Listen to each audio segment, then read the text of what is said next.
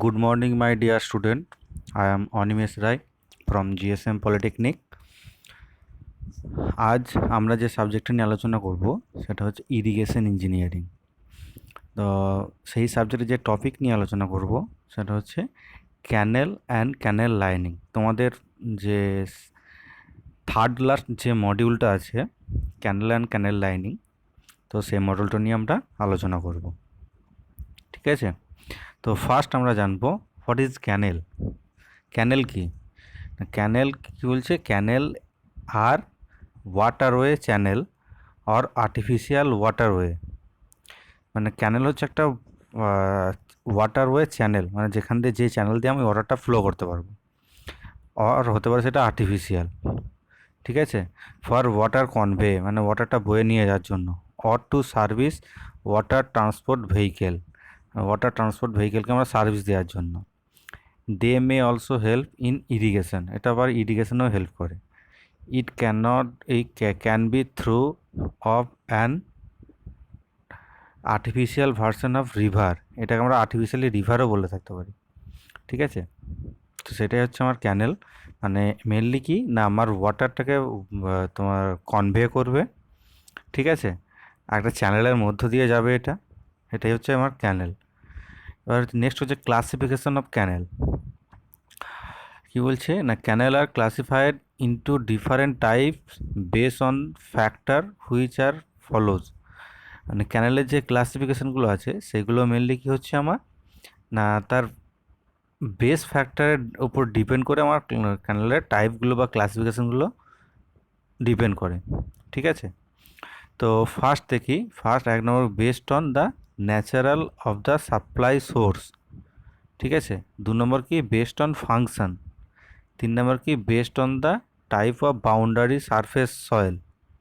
ওকে, fourth কি না base on the financial output. Fifth কি বেস অন ডিসচার্জ। আর সিক্সথ কি না বেসড অন ক্যানেল অ্যালাইনমেন্ট। তো তোমাদের সিলেবাসে দেখবে অনলি ফর তোমাদের ক্যানেল অ্যালাইনমেন্টটা দেওয়া আছে। ঠিক আছে, তো আমি তোমাদের সুবিধার্থে যাতে তোমরা মানে জিনিসটা পুরোপুরি জানো, তার জন্য আমি তোমাদের ছটাই দিয়েছি, ছটার মধ্যে একটা তোমার নেগলেক্ট করেছি, সেটা হচ্ছে বেসড অন ফিনান্সিয়াল আউটপুট। এটা আমাদের এফেক্টিভ না অতটা। ঠিক আছে, সেই জন্য আমি এই টাইপটা দিই নেই, বাকিগুলো দিয়েছি। দেখো ফার্স্ট অপশান কী বলেছিলাম, based on the natural of supply. এই এর আন্ডারে, এই ক্লাসিফিকেশন আন্ডারে আবার দুটো মানে two types based on natural supply source. এটা টু টাইপস, একটা হচ্ছে পার্মানেন্ট ক্যানেল, একটা হচ্ছে ইনান্ডেশন ক্যানেল। আশা করি পার্মানেন্ট ক্যানেল আর ইনান্ডেশন ক্যানেল সম্বন্ধে তোমাদেরকে বলতে হবে না, কারণ এর আগের ক্লাসে আমি অনেকবার ডিসকাস করেছি পার্মানেন্ট আর ইনান্ডেশনের মধ্যে ডিফারেন্স কী। তো এই দেখো, এই ক্যানেলটা দেখলেই বুঝতে পারবে। ঠিক আছে, এটা হচ্ছে তোমার পার্মানেন্ট বলো বা ইনান্ডেশন বলো, মানে জেনারেলি এটা আমার পার্মানেন্ট ক্যানেল। ঠিক আছে, তো ইনান্ডেশন ক্যানেলও জানো তোমরা কী জিনিস, মানে যখন মানে ফ্লাডিংয়ের টাইমে মানে যে সময় রেনফল হয় সেই সময় যে ক্যানেল ফ্লো হয় সেটা আমরা বলবো ইনান্ডেশন ক্যানেল। আর পার্মানেন্ট সারা বছরই সেই ক্যানেল দিয়ে ওয়াটার ফ্লো হবে। ঠিক আছে, নেক্সট হচ্ছে বেসড অন ফাংশান। মানে সেকেন্ড অপশন কী ছিল, বেসড অন ফাংশান। তাহলে ফাংশান ওয়াইজ আমি ক্যানেলকে পাঁচটা ভাগে ভাগ করছি। কি কি না, ইরিগেশন ক্যানেল, পাওয়ার ক্যানেল, ফিডার ক্যানেল, ক্যারিয়ার ক্যানেল, নেভিগেশন ক্যানেল। ইরিগেশন ক্যানেল সম্বন্ধে নিশ্চয়ই তোমাদেরকে বলার কিছু নেই, তাও আমি জাস্ট একটু পড়ে দিই। এ দেখো, এটা হচ্ছে ইরিগেশন ক্যানেল। ঠিক আছে, ইরিগেশন ক্যানেলটা কী বলছে না, a canal aligned along the boundaries of culturable area in order to supply water for the purpose of agricultural is said to be an irrigation canal. বোঝা গেল? নেক্সট হচ্ছে পাওয়ার ক্যানেল। এটা হচ্ছে আমার পাওয়ার ক্যানেলের ছবি। ঠিক আছে, পাওয়ার ক্যানেলটা কী বলছে না, a canal constructed specially for the generation of hydraulic power is term as power canal. মানে যে ক্যানেল থেকে, যদি কোনো ক্যানেল থেকে আমি হাইড্রোলিক পাওয়ার জেনারেট করতে পারি, তাহলে সেই ক্যানেলটাকে আমরা বলবো পাওয়ার ক্যানেল। ওকে, নেক্সট হচ্ছে ফিডার ক্যানেল। ফিডার ক্যানেল কি, এটা হচ্ছে ফিডার ক্যানেল। কি না, as the name Sage a feeder canal is constructed to feed two or more other canal or branch canal, মানে এই মানে দু তিনটে ক্যানেল মানে যখন একটা ক্যানেলে এসে জয়েন হচ্ছে তো সেই ক্যানেলটাকে আমরা বলবো ফিডার ক্যানেল। বোঝা গেল? নেক্সট হচ্ছে ক্যারিয়ার ক্যানেল। ক্যারিয়ার বলতে ক্যারি করে নিয়ে যাবে, ঠিক আছে? কি বলছে, a carrier canal is multi function canal which serve the purpose of both irrigation canal and feeder canal. Okay, it means that the carrier canal feed the other canal as well as provided water for direct irrigation, মানে আমি feeder ক্যানেল থেকে direct irrigation করতে পারবো। বোঝা গেল? Next হচ্ছে navigation ক্যানেল। Navigation মানে যেখান থেকে আমি নেভিগেট করতে পারবো, যে ক্যানেল দিয়ে আমি নেভিগেট করতে পারবো, ঠিক আছে? নেভিগেশনাল পারপাসের জন্য যে ক্যানেলটাকে ইউজ করবো সেটা হলো নেভিগেশন ক্যানেল। থার্ড কন্ডিশন কী ছিল, থার্ড পয়েন্ট কী ছিল না, based on the boundary surface of the canal. Boundary surface বলতে আমার মানে ক্যানেলের দু সাইডে যে সারফেসগুলো আছে তার উপর ডিপেন্ড করে আমার ক্যানেলের যে ক্লাসিফিকেশান, সেগুলো কি কি না, একটা হচ্ছে অ্যালুভিয়াল ক্যানেল, একটা হচ্ছে নন অ্যালুভিয়াল ক্যানেল, আর একটা হচ্ছে রিজিড ক্যানেল। অ্যালুভিয়াল ক্যানেল কোনগুলো, এটা হচ্ছে অ্যালুভিয়াল ক্যানেল, ঠিক আছে? কি, if the canal is excavated in alluvial soil such as silt, sand, gravel, etc., then it is called alluvial canal. বোঝা গেল? নেক্সট হচ্ছে নন অ্যালুভিয়াল। তুমি বুঝতে পারছো, মানে রক এলাকায় যে সব মানে ক্যানেলগুলো থাকে সেগুলো হচ্ছে নন অ্যালুভিয়াল ক্যানেল। কি, if the boundary surface of the canal is of non-alluvial soil such as loam, clay, rock, etc., then it is said to be non-alluvial canal. Next কি বলছে না, রিজিড সারফেস ক্যানেল। রিজিড সারফেস বলতে আমার structure ধরে rigid, that means কংক্রিটের, মানে সাইডগুলো আমার কংক্রিটের হবে ক্যানেলের সাইডগুলো, ঠিক আছে? সেটা আমরা বলবো রিজিড সারফেস ক্যানেল। এটা দেখো রিজিড সারফেস ক্যানেলের ছবি, ঠিক আছে? নেক্সট তারপরে কী হচ্ছিলো, বেসড অন ডিসচার্জ, তাই তো? তাহলে ডিসচার্জের উপর বেস করে আমার ক্যানেলকে 5টা ভাগে ভাগ করছি।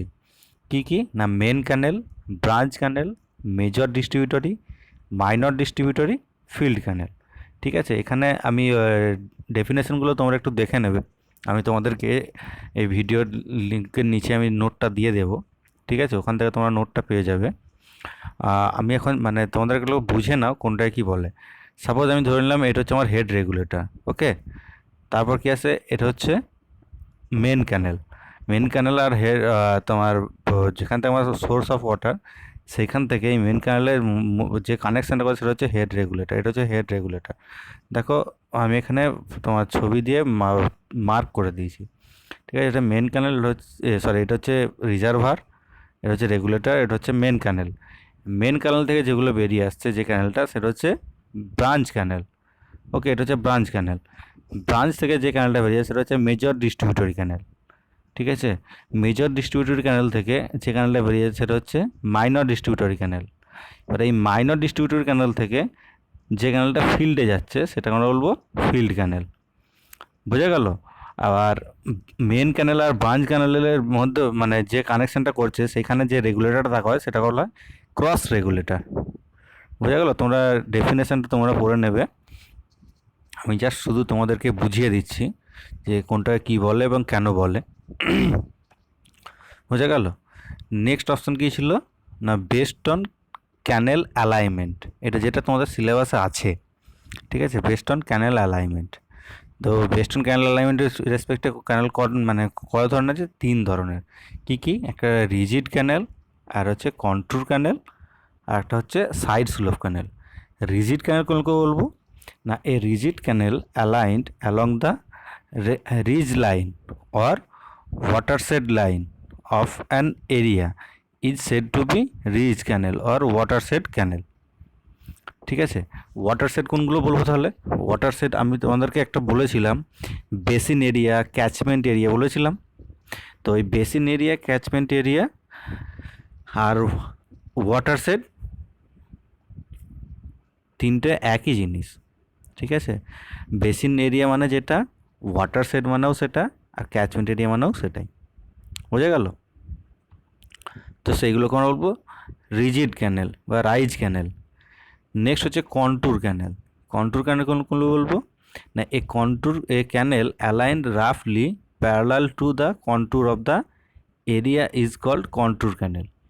ঠিক আছে, মানে কন্ট্যুরে যেমন যেখানে সেম এলিভেশন হচ্ছে সেই লাইন ওয়াইজ আমি যদি কোনো একটা ক্যানেল খনন করি বা কোনো একটা যদি ক্যানেল থেকে থাকে, তাহলে সেই ক্যানেলটাকে আমরা বলবো কন্ট্যুর ক্যানেল।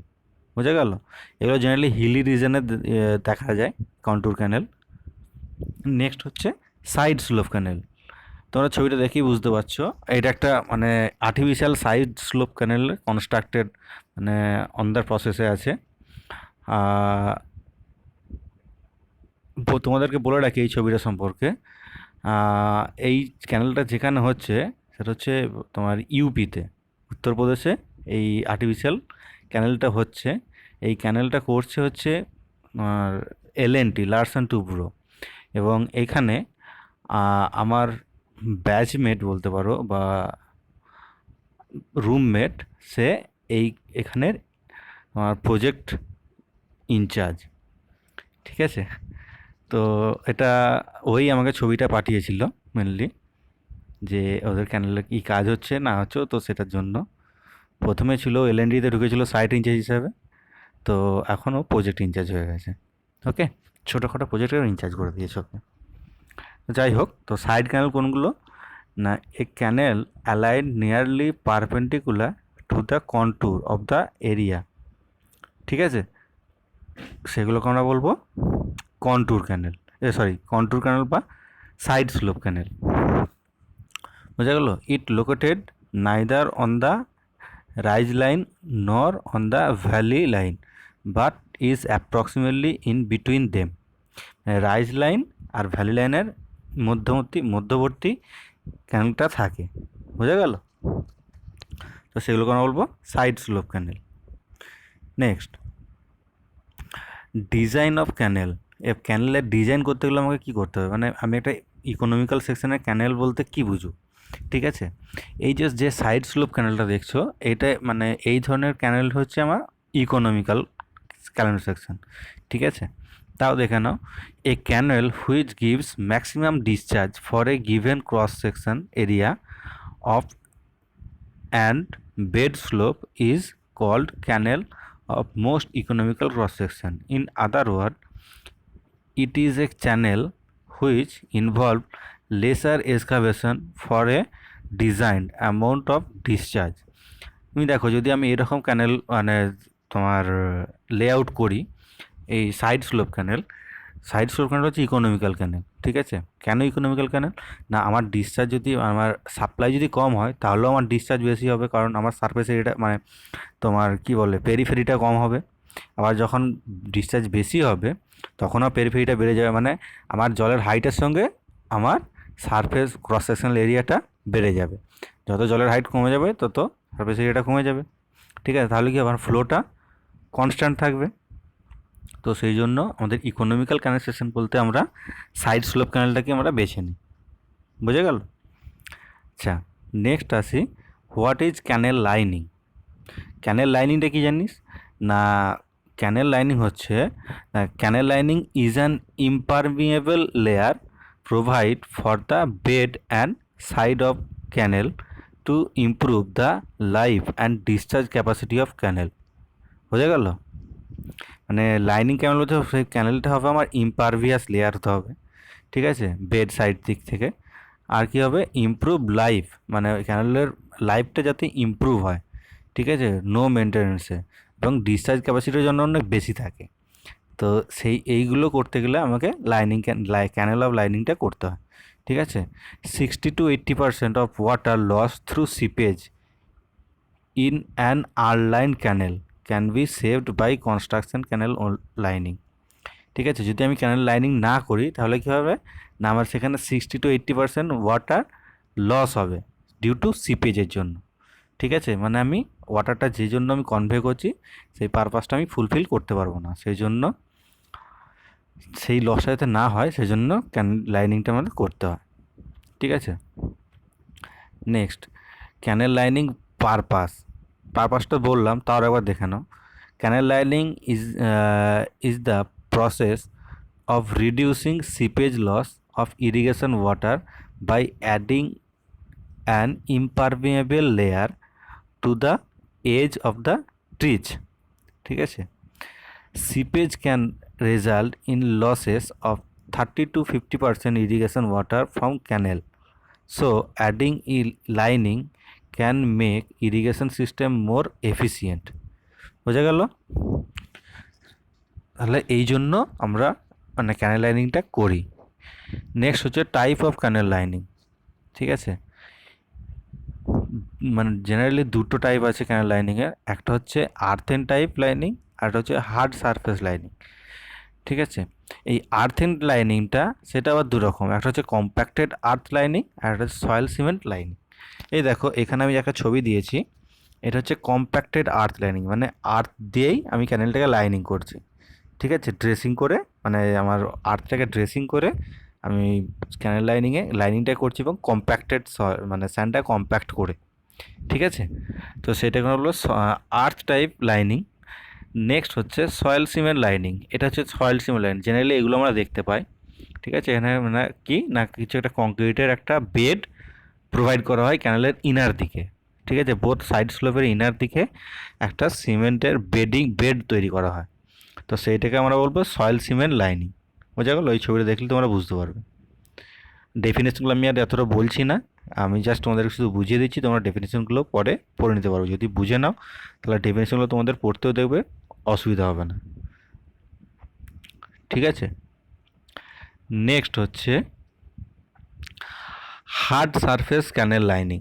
ঠিক আছে, হার্ড সারফেস ক্যানেল লাইনিং কোনগুলো না, হার্ড সারফেস ক্যানেল লাইনিং আবার চারটে ভাগে ভাগ আছে।